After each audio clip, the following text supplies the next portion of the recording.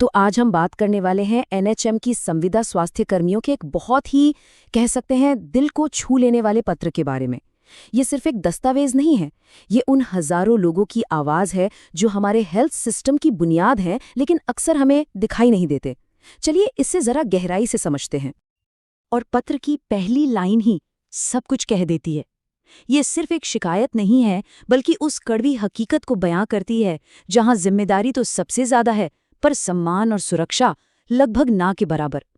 ये उन health workers के रोज के संघर्ष की कहानी है। तो सबसे पहले ये समझना बहुत ज़रूरी है कि आखिर ये एनएचएम संविदा कर्मी है कौन। देखिए, एनएचएम मतलब नेशनल हेल्थ मिशन। इसके तहत काम करने वाले ये वो लोग हैं जो सही मायनों में हमारी हेल्थ केयर सिस्टम की रीढ़ की हड्डी हैं। ज़मीनी स्तर पर गांवों से लेकर शहरों तक स्वास्थ्य सेवाओं को असल में लोगों तक पहुंचाने का जो सबसे मुश्किल काम है वो यही लोग करते हैं। और यहीं से असली दिक्कत शुरू होती है। पत्र में ये बात साफ साफ लिखी है कि उनसे काम तो रेगुलर कर्मचारियों से भी ज्यादा लिया जाता है, लेकिन जब बात हक की, सैलरी की या सम्मान की आती है तो सारे नियम बदल जाते हैं। ये दोहरा बर्ताव उनकी सबसे बड़ी शिकायतों में से एक है। तो चलिए अब बात करते हैं उस खाई की जो उन्हें मिले सम्मान और उनकी असल जिंदगी की हकीकत के बीच है। ये एक ऐसी कहानी है जो अक्सर सुर्खियों में नहीं आती। यहाँ एक बहुत बड़ा विरोधाभास है। सोचिए, एक तरफ जब महामारी का दौर था, जब हर कोई डरा हुआ था, तब इन्हें कोरोना वॉरियर्स कहा गया। इनके लिए तालियां बजी, इन पर फूल बरसाए गए। लेकिन जैसे ही वो दौर बीता, क्या हुआ? इन्हें वापस उसी दुनिया में धकेल दिया गया जहां कम सैलरी है, नौकरी जाने का डर है और कोई पूछने वाला नहीं है। सम्मान और हकीकत का यही फर्क उनके दर्द को और भी गहरा कर देता है। और ये लड़ाई सब नौकरी की नहीं है, ये उनकी रोजमर्रा की जिंदगी का बोझ है। जरा सोचिए, आज के महंगाई में इतनी कम तनख्वाह पर कोई घर कैसे चलाएगा? बच्चों की फीस, घर का किराया, माँ बाप की दवाइयाँ और इन सब चिंताओं के ऊपर हर दिन ये डर कि कहीं कल नौकरी से ना निकाल दिया जाए।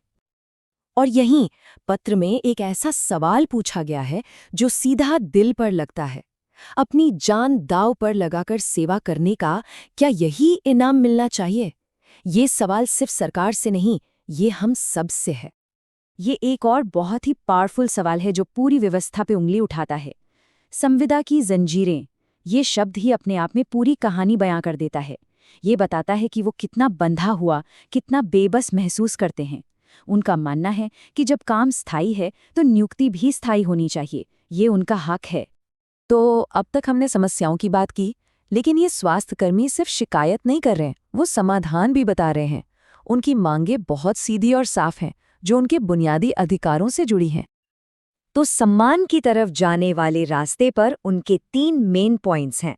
पहला, रेगुलराइजेशन, मतलब उन्हें परमानेंट कर्मचारी बनाया जाए। दूसरा, फेयर पे एंड सिक्योरिटी, एक अच्छी सैलरी मिले और सोशल सिक्योरिटी हो ताकि भविष्य का डर न सताए। और तीसरा और सबसे जरूरी, सम्मान, सिर्फ बातों में नहीं बल्कि सरकार की नीतियों में भी उनके काम को वो इज्जत मिले जिसके वो हकदार हैं। और एक बात साफ है, ये लड़ाई सिर्फ सैलरी या प्रमोशन के लिए नहीं है। जैसा कि पत्र में लिखा है, ये उनके परिवारों के भविष्य की लड़ाई है, उनके बच्चों के सपनों की लड़ाई है और सबसे ऊपर उनके आत्मसम्मान की लड़ाई है। और आखिर में पत्र एक बहुत ही जरूरी बात पर जोर देता है कि ये लड़ाई अकेले नहीं जीती जा सकती।